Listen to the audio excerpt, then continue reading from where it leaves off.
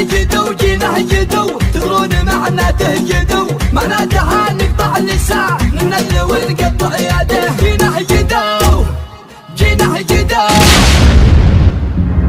كفو كفو ما نحترم غير الكفو وابن الكفو حنا بدو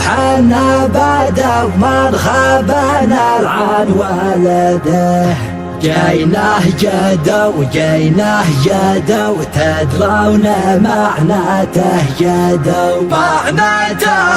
نقطع لسان النذل ونقطع يده كفو كفو كفو كفو كفو كفو ما نحترم غير الكفو وابن الكفو حنا بدو من خابنا العن والده جيناه جدو تدرون معناته جدو معناتها نقطع اللسان ننزل ونقطع يده جيناه جدو تدرون معناته جدو معناتها نقطع اللسان ننزل ونقطع يده يا بنانا خواعيا الابليس وتحدى الابو والكف ولا جني ولا انسي ينادي الحياه وعيالنا تضحك بوجه الضيفه من قبل الحبل واقصانا نغلبهم يا سلم وتزبن في الوجه الدواء صعبه احس اني من الدنيا بطير كل ما جاتني هواجس يجي راسي جنان وانت يا اللي ما تبلط الحدي عادك صغير كل ما اتمنى تضاع في جيني عنفوان جيناه جدو تدرون معناته جدو معناتها نقطع لسان النذل ونقطع يده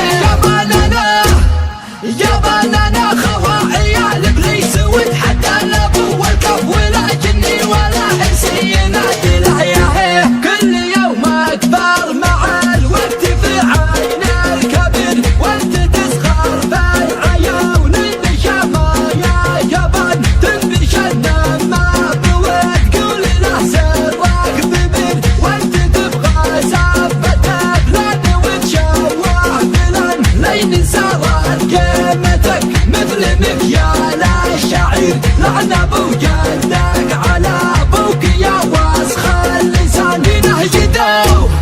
جيناه جدو تدرون معناته جدو معناتها نقطع لسان النذل ونقطع يده انتهى حب الخشوم وابتدى دق النحور بعد ما شفنا قطع والعديد المعرفه انتهى حب الخشوم وابتدى دق النحور بعد ما شفنا قطع والعديد ما المعرفه من جهل دار الخلا يبشر بيوم الدبور ما درنا للطول وجه حتى نحرفه لا تهور يا ولد لا تلف ولا تدور اسأل اجدادك ترانا حماة الطرفه رمينا بالراس والباتره وسط الصدور وفي زمان السيف لا راس عن النهذفه مننا اول قبيله تصرح بالظهر وعدنا كل التقام يلوي كون طايفه جيناه جدو تدرون معناته جدو معناتها نقطع لسان النذل ونقطع يده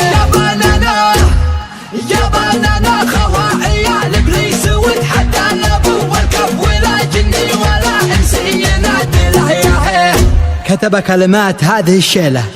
شاعر سبا فارس بن ناصر الثابتي أداء أبو حنظلة السوداني.